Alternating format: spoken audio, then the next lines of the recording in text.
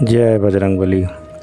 हमने आपको बताया था अगली वीडियो में कि हनुमान चालीसा को सिद्ध कैसे करें, और इस वीडियो में हनुमान चालीसा का अर्थ क्या है। सभी लोग तो केवल हनुमान चालीसा पढ़ते हैं और उसके अर्थ के बारे में बहुत से कम लोग जानते हैं।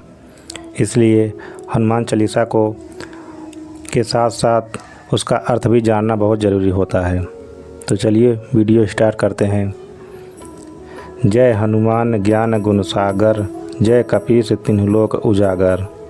अर्थात हनुमान जी की जय हो जो ज्ञान और गुणों के सागर हैं, कपियों के राजा, तीनों लोक, पाताल लोक, धरती लोक और आकाश लोक में आपकी जय है, सम्मान है।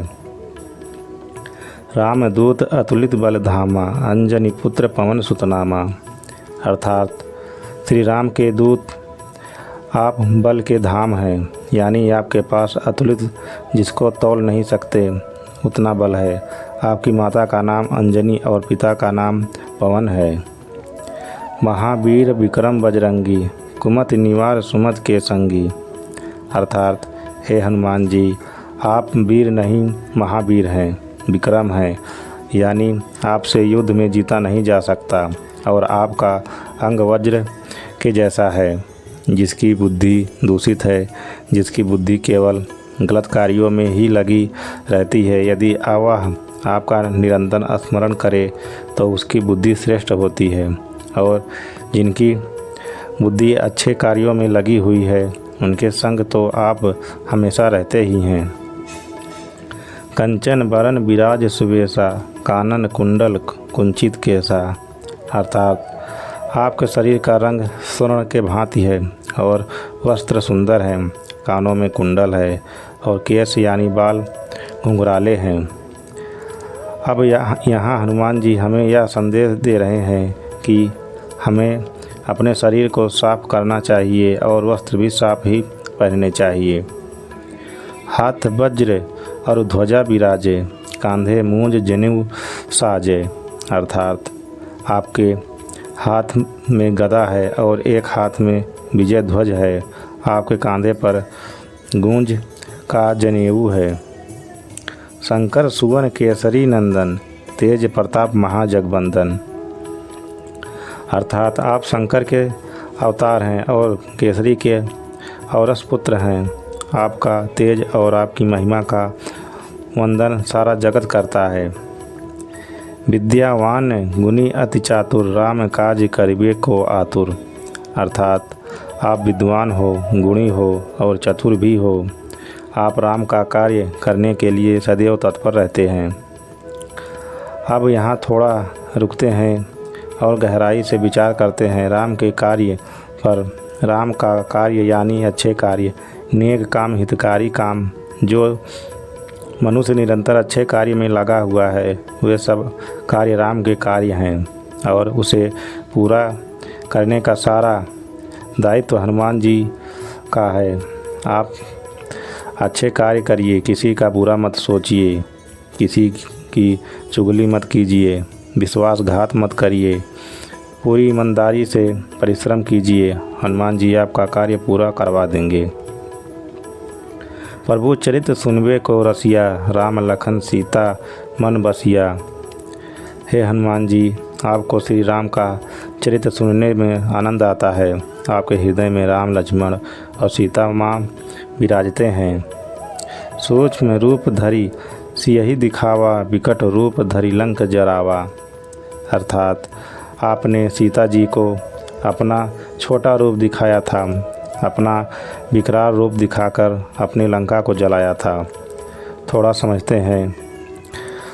वाल्मीकि रामायण में प्रसंग आता है कि हनुमान जी बिल्ली का रूप धारण करके लंका में घुसे थे। यहाँ ध्यान देने वाली बात यह है कि उन्होंने बिल्ली का रूप बनाया था, ना बिल्ली का शरीर धारण कर लिया था। हजारों साल पहले मनुष्यों की औसत लंबाई 8 से 10 फीट होती थी, पर आज 5.5 फीट रह गई है। उसी प्रकार उस समय में जानवर की लंबाई आज के जानवरों की लंबाई से बहुत ज़्यादा थी। हनुमान जी ने बिल्ली की तरह अपनी चाल बनाई और लंका में प्रवेश कर गए।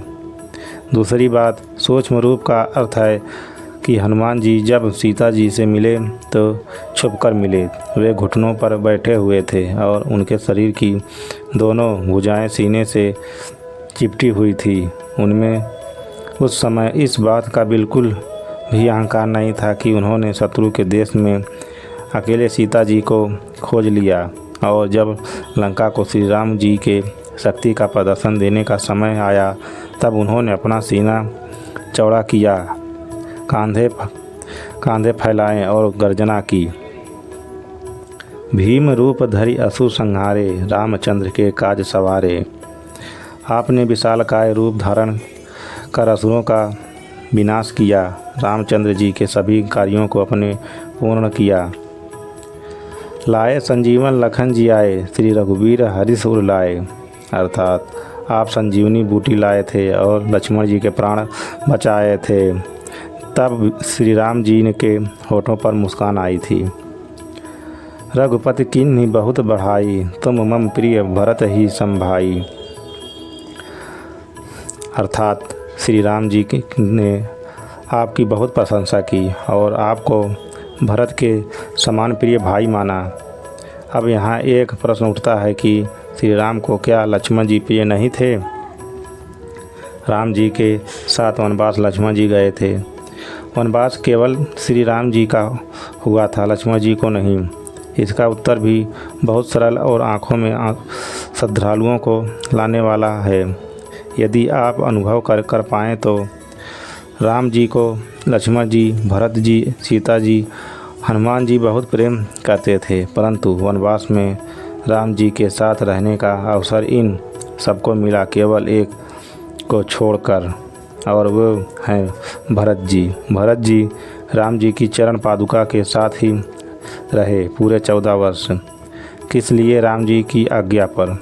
और राम जी ने भरत को इसीलिए अपने से दूर रखा क्योंकि यदि भरत जी भी राम जी के साथ 14 वर्ष में रहते तो अयोध्या को शत्रुओं के हाथ में जाते देर नहीं लगती। और राम जी स्वयं कहते, जननी जन्मभूमि स्वर्गतापी गरिष्यसि। अर्थात जननी और जन्मभूमि स्वर्ग से भी महान है, क्योंकि भरत जी परमात्मा की आज्ञा से परमात्मा से ही दूर रहे और परमात्मा के दिए हुए निर्देश से ही आगे का कार्य किया। इसीलिए परमात्मा को भरत जी अधिक प्रिय हैं। एक पल को विचार करते हैं कि यदि भरत जी के स्थान पर लक्ष्मण जी होते तो बिल्कुल भी राम जी की बात ना मानते और राम जी से कहते कि यदि अयोध्या इन 14 वर्ष में शत्रुओं के हाथ लग भी जाती है तो वनवास समाप्त हो जाने के बाद फिर से अयोध्या शत्रुओं से जीत लेंगे, क्योंकि लक्ष्मण जी को केवल राम जी का साथ चाहिए। वे उनके आगे नहीं विचरते हैं और ना ही विचरना चाहते हैं। परंतु भरत जी जानते थे कि प्रभु श्री राम की बात यदि वे नहीं मानेंगे तो 14 वर्ष समाप्त होने के बाद भी राम जी का कष्ट कम नहीं होगा, क्योंकि फिर शत्रुओं से अयोध्या जीतने के लिए राम जी को दोबारा से कष्ट उठाना पड़ेगा। भरत जी खुद को दुख दे सकते हैं, परंतु राम जी के कष्ट को बढ़ा नहीं सकते। राम जी यह बात जानते थे। मेरे विचार में यह कारण हो सकता है कि भरत जी राम जी को अधिक प्रिय हैं। अब तो हनुमान जी भी परमात्मा को अधिक प्रिय हो गए हैं। हम भी परमात्मा को प्रिय हो जाएंगे यदि हम हनुमान चालीसा की सभी पंक्तियों का अर्थ अच्छे से समझेंगे और उसी अनुसार कार्य करेंगे। यह हनुमान चालीसा सूत्रों से भरी हुई है। इसकी हर पंक्ति में जीवन को कैसे जीना है इसका सूत्र है। जिस देश में हनुमान चालीसा है, यहाँ यदि लोग अवसाद की गोलियाँ खाएंगे, आत्महत्या करेंगे, तो इसका सीधा सा मतलब यही है कि हनुमान चालीसा को अभी हमने सही से समझा नहीं। सहस बदन तुम्हरो जस गावे, अस कहीं श्रीपति कंठ लगावे। अर्थात श्री राम जी कह रहे हैं हनुमान जी से कि मेरा पूरा शरीर तुम्हारे गुण गा रहा है। ऐसा कहते ही सियापति श्री राम जी ने हनुमान जी को गले से लगा लिया। सनकादि ब्रह्मादि मुनीसा नारद सारद सहित अहिसा, अर्थात ऋषि सनक इत्यादि ऋषि, ब्रह्मा जी, मुनि जन, नारद जी, सरस्वती जी, शेष जी, जब कुबेर दिक्पाल जहाँ थे, कभी गोविंद कहीं सके कहाँ थे, अर्थात यमराज, कुबेर, दिक्पाल सभी दिशाओं के रक्षक भी आपके गुणों नहीं गा सकते, तो कभी तुलसीदास तो क्या ही गा पाएंगे। तुम उपकार सुग्रीव वही कीन्हा, राम मिलाए राजपत दीन्हा, अर्थात सुग्रीव जी को राम जी से मिलाने वाले हनुमान जी ही थे। राम जी से मिलते ही सुग्रीव और राम जी की मित्रता हुई और बाली का अंत करके राम जी ने सुग्रीव को राजा बनाया। तुम्हारो मंत्र विभीषण माना, लंकेश्वर भय सब जग जाना, अर्थात जब हनुमान जी को बंधन में बांधकर मेघनाथ रावण के समक्ष लाया तब हनुमान जी ने बहुत सी हितकार बातें रावण को समझाई। तब उस सभा में विभीषण जी भी थे, जिन्होंने पूरे ध्यान से हनुमान जी की बातें सुनी और बाद में रावण ने अपमान करके विभीषण जी को लंका से निकाला था। तब विभीषण जी श्री राम के शरण में ही आए। राम जी की शरण में आने के बाद रावण का अंत करके प्रभु श्री राम ने विभीषण जी को लंका का राजा बनाया था। जग सहस्त्र योजन पर भानु, लीलियो ताहि मधुर फल जानू, अर्थात सूर्य जो हजारों योजन दूर है उसे अपने मीठा फल समझकर निकल लिया था। अब यहाँ थोड़ा विचार करने की आवश्यकता है, क्योंकि तुलसीदास जी कवि हैं और कभी कुछ पंक्तियाँ दार्शनिक संदर्भ में भी लिखते हैं, जिनका अर्थ दर्शन से जुड़ा होता है, स्पष्ट अर्थ नहीं होता। यहाँ सूर्य अर्थात ज्ञान है और ज्ञान को अपने भीतर उतारना सूर्य को निकलने जितना ही कठिन है। कठिन तपस्या के बाद ही ज्ञान भीतर उतरता है। रटना सरल होता है परंतु समझना कठिन होता है। हनुमान जी ने कठिन से कठिन विद्या को एक मीठे फल की तरह अपने मन बुद्धि चित्त में उतार लिया था। बाकी रह गई सूर्य को निकलने वाली बात, तो यह भी हनुमान जी के लिए कोई कठिन कार्य नहीं है, क्योंकि जिनके साथ स्वयं राम है अर्थात परमात्मा है, वे असंभव से असंभव कार्य भी कर सकते हैं। प्रभु मुद्रिका मेली मुख माही, जल्दि लांघ गए अचरज नाही, अर्थात हे हनुमान जी, आप प्रभु श्री राम की अंगूठी अपने मुख में रखकर समुद्र को सरलता से पार कर गए थे। दुर्गम काज जगत के जेते, सुगम अनुग्रह तुम्हारे तेते, अर्थात जगत में जितनी भी कठिन से कठिन कार्य हैं सब आपके आशीर्वाद से पूर्ण हो जाते हैं। यहाँ ध्यान देने वाली बात यह है कि संसार में कोई भी कार्य कठिन या सरल नहीं होता। कार्य सारे ही सरल होते हैं, बस बल बुद्धि और विद्या चाहिए किसी भी कार्य को पूरा करने के लिए। और यह तीनों वरदान हनुमान जी के सभी भक्तों को देते हैं। बस करना यह है कि हनुमान जी की तरह अपना पूरा समय ज्ञान अर्जन में, बल को बढ़ाने में, योग प्राणायाम व्यायाम आदि करके और विद्या को बढ़ाने में लगाना है। फिर देखिए कैसे हनुमान जी आप पर कृपा की वर्षा करेंगे। राम दुआरे तुम रखवारे, होत न आज्ञा बिनु पैसारे, अर्थात राम परमात्मा को पाने की कुंजी आपके पास है। आपकी आज्ञा के बिना राम जी से मिलना सुलभ नहीं है। इन पंक्तियों में ध्यान देने वाली बात यह है कि पहले हनुमान जी को प्रसन्न करो, तब हनुमान जी स्वयं आपको परमात्मा के दर्शन करा देंगे। और प्रश्न यह उठता है कि हनुमान जी प्रसन्न होंगे कैसे। हनुमान जी को प्रसन्न करना बहुत सरल है। बहुत सरल विधि से हनुमान जी से प्रसन्न हो जाएंगे। आइए जानते हैं वह विधि कौन सी है। सबसे पहले सुबह उठकर हमें धरती माँ को प्रणाम करना है। फिर योग प्राणायाम व्यायाम और स्नान आदि करके हमें माता और पिता के चरण स्पर्श करने हैं। इसके बाद थोड़ा समय निकालकर हनुमान चालीसा का जाप अर्थ को ध्यान में रखते हुए करना है और फिर आँखों को बंद करके राम नाम का जाप करना है। आँखों से आंसू की धारा बहने लग जाएगी या आनंद के आंसू होंगे। इसका अनुभव तो मैं बता नहीं सकता, क्योंकि यह अनुभव शब्दों में नहीं कह सकते, आपको स्वयं अनुभव करना होगा। अब इसके बाद अपनी दिनचर्या आरंभ करनी है। यही सरल सी विधि है हनुमान जी को प्रसन्न करने की। सब सुख लाए तुम्हारी शरणा, तुम रक्षक काहू को डरना। अर्थात हे हनुमान जी, जो आपकी शरण में आ गया उसको तो फिर संसार के सारे सुख घेर ही लेंगे और भय तो उसको लगेगा ही नहीं, क्योंकि तब स्वयं आप उसकी रक्षा कर रहे होंगे। आपन तेज सम्हारो आपै, तीनों लोक हाँकते कापै। अर्थात आपके दर्शन की अभिलाषा तो है ही, मुझ पर आपको तेज आपकी चमक मैं नहीं झेल पाऊँगा। आप हल्की सी भी गर्जना कर देंगे तो तीनों लोक में हाहाकार मच जाता है। भूत पिशाच निकट नहीं आवे, महावीर जब नाम सुनावे। अर्थात भूत आत्माएं उसके पास भी नहीं आती जो आपका नाम स्मरण में रखता है। नासै रोग हरै सब पीरा, जपत निरंतर हनुमत बीरा।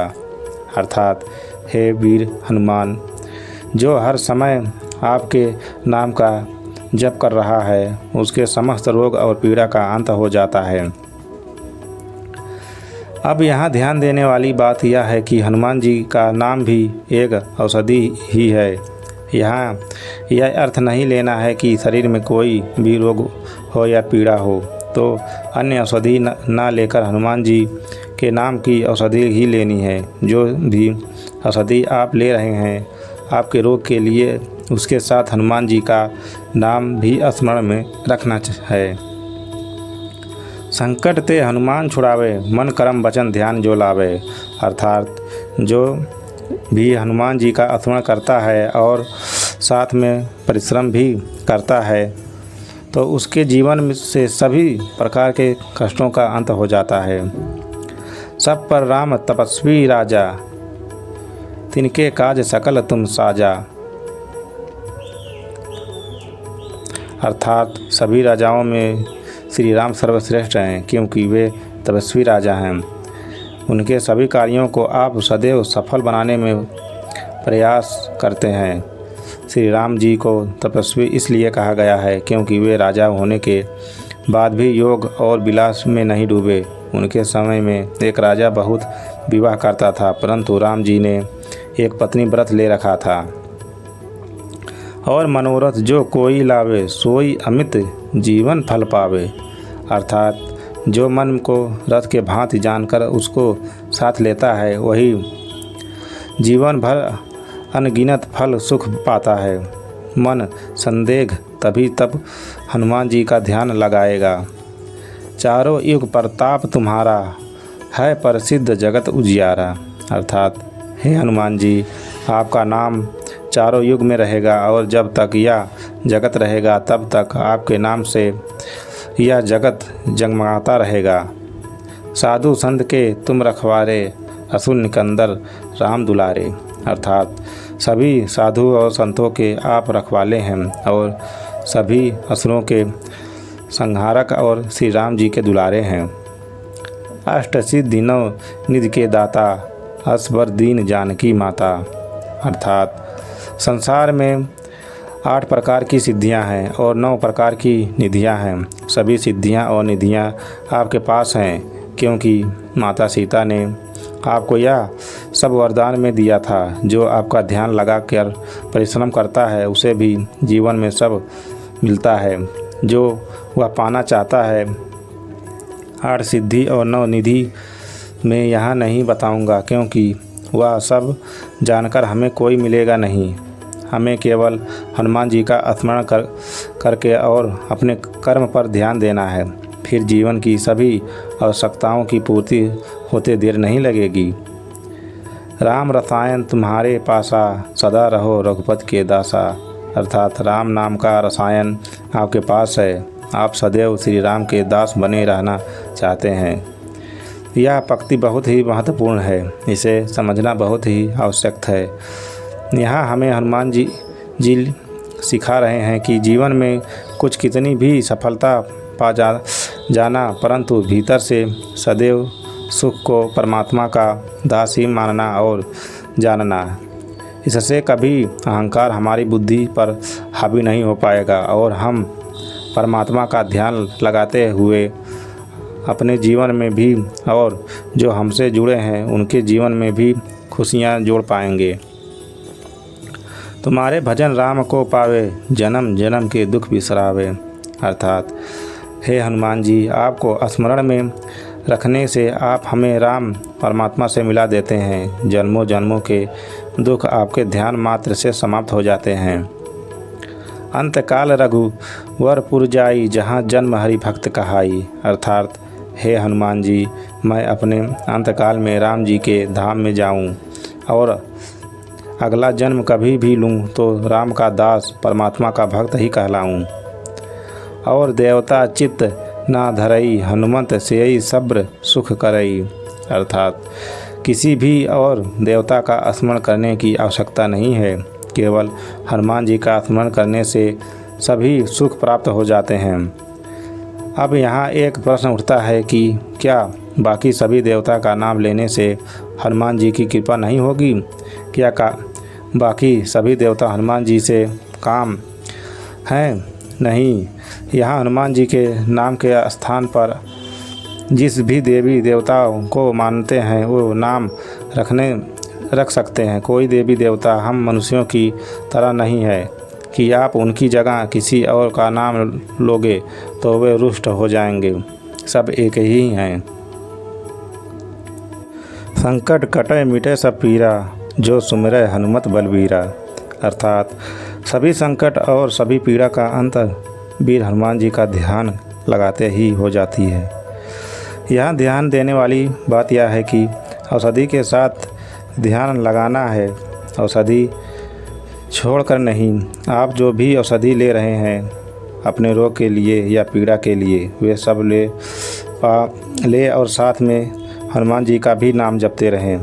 संसार में जितने भी संकट हैं सब मानसिक हैं और मानसिक बल बढ़ेगा तो संकट छोटे लगने लगेंगे। मानसिक बल बढ़ाने के लिए हनुमान चालीसा का ध्यान बहुत है।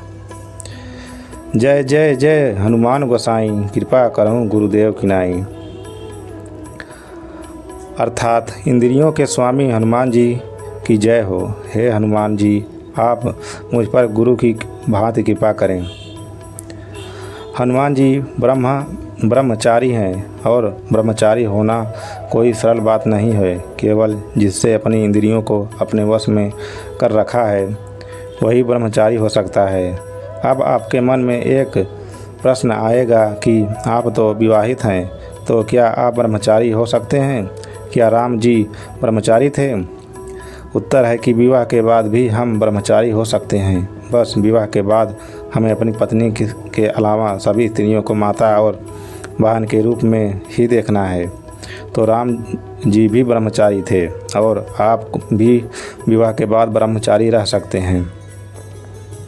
अब दूसरा प्रश्न है कि गुरु के भांति कृपा ही क्यों करें हनुमान जी? हमारे ऊपर माता के भांति क्यों नहीं या पिता के भांति क्यों नहीं?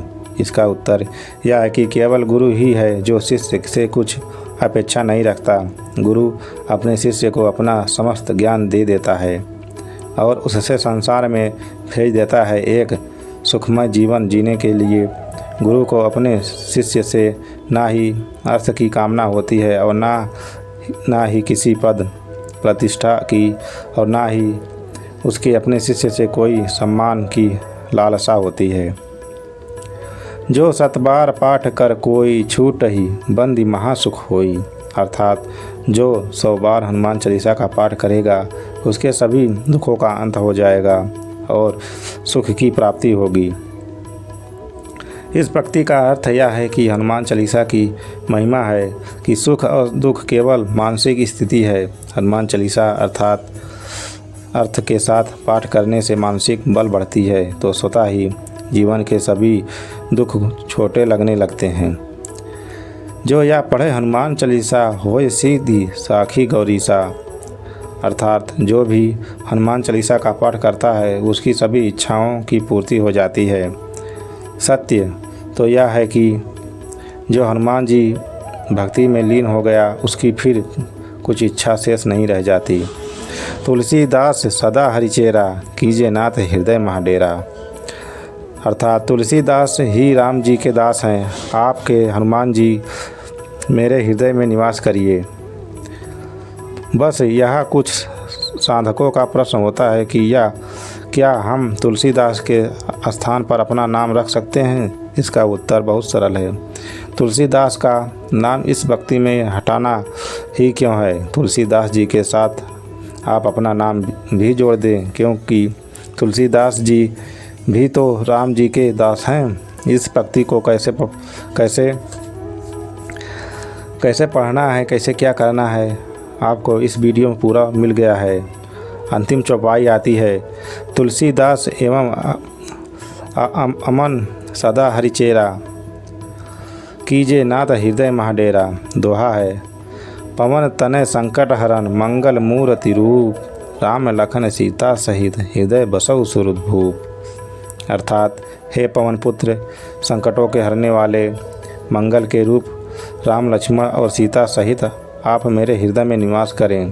देवताओं के राजा भी हमारे हृदय में निवास करें। यह हनुमान चालीसा अर्थ सहित पूर्ण हुई। अगर वीडियो पसंद आई हो तो वीडियो को शेयर करें, कमेंट करें और चैनल को सब्सक्राइब करना ना भूलें। दोस्तों, ऐसे ही वीडियो देखने के लिए और सुनने के लिए चैनल को सब्सक्राइब जरूर करें और वीडियो को ज़्यादा से ज़्यादा शेयर करें।